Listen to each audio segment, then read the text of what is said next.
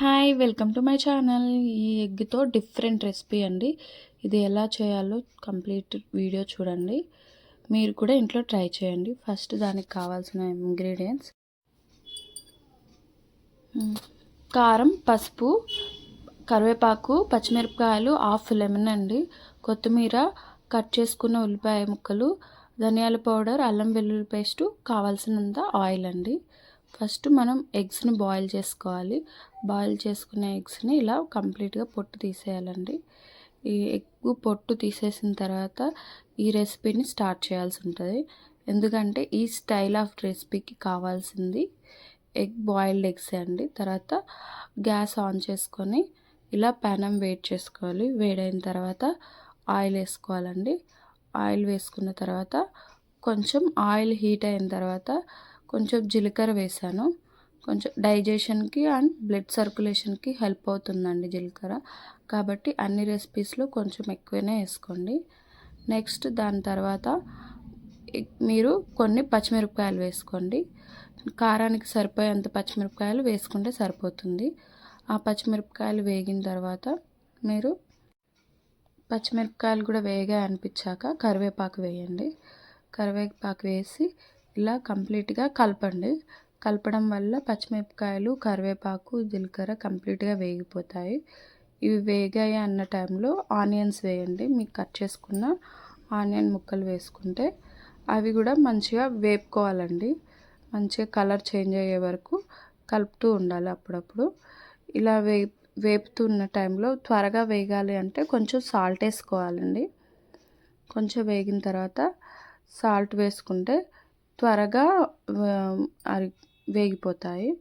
తర్వాత నెక్స్ట్ ఆ ఉల్లిపాయలు వేగుతున్నాయి కాబట్టి ఆ టైంలో నేను ఎగ్స్ని ఇలా తురుముకుంటున్నానండి. ఇలా మనం తురుముకోవడం వల్ల ఈ కర్రీకి డిఫరెంట్ టేస్ట్ వస్తుంది.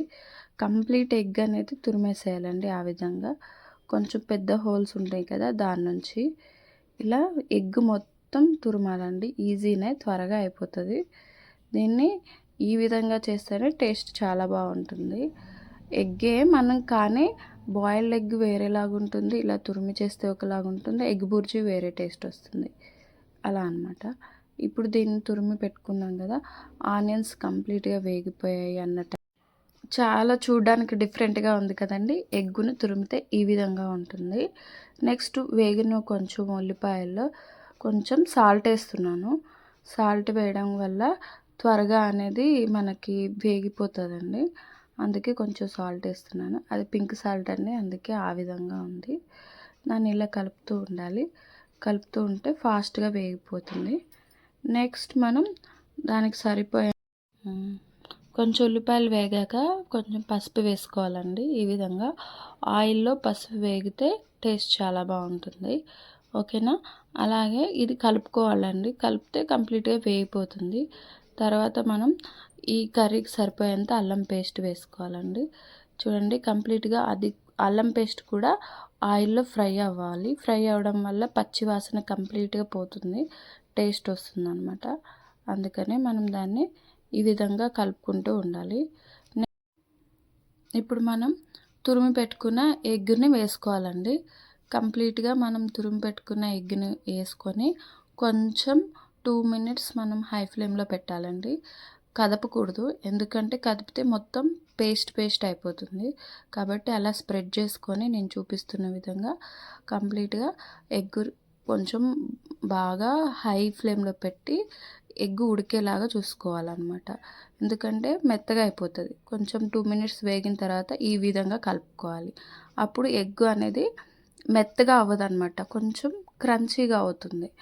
ఈ విధంగా చేయండి. నెక్స్ట్ అలా కలుపుతూ ఉన్న టైంలో మళ్ళీ కొంచెం సిమ్లో పెట్టండి.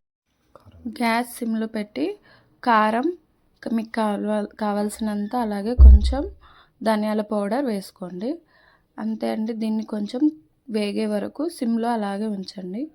ఇలా మెల్లగా కలుపుకోవాలండి, ఎందుకంటే మెత్తగా అయిపోతుందని చెప్పాను కదా. ఇప్పుడు ఇది కంప్లీట్గా క్రంచీగా అవుతుంది. టేస్ట్ అయితే చాలా డిఫరెంట్గా ఉంటుంది.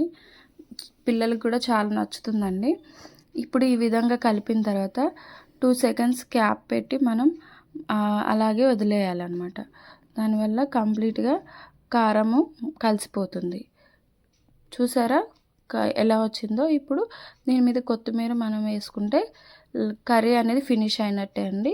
చూడండి, చూడడానికి చాలా టెంప్టింగ్గా ఉంది కదా, చాలా బాగుంటుందండి. మీరు కూడా ఈ రెసిపీని ఇంట్లో తయారు చేయొచ్చు. చాలా ఈజీ అండి. మనం ఎగ్ని డిఫరెంట్గా వండాలనుకుంటాం కదా, ఈ విధంగా చేసి చూడండి. టేస్ట్ అయితే బాగా నచ్చుతుంది. బౌల్లోకి తీసానండి. చూడండి ఎంత బాగుందో, చాలా డిఫరెంట్గా ఉంది కదా, ఎగ్తో చేసినట్టే అనిపించదండి.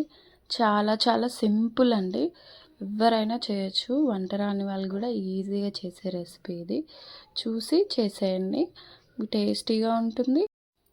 టేస్ట్ చూస్తానండి ఎలా వచ్చిందో. చాలా చూడ్డానికైతే యమ్మీగా ఉంది. నిజంగా అండి, టేస్ట్ చాలా బాగా వచ్చింది, సూపర్గా ఉంది. మీరు కూడా మీ ఇంట్లో ట్రై చేయండి కన్ఫామ్గా. ఓకే ఫ్రెండ్స్, అందరూ వీడియో చాలామంది చూస్తున్నారు, కానీ లైక్ అండ్ కామెంట్ అనేది చేయట్లేదు, సబ్స్క్రైబ్ చేయట్లేదు. మీరు కమెంట్ చేస్తేనే కదా మీకు ఎలా అర్థమైందో నాకు తెలిసేది. మీరు please like, share and subscribe.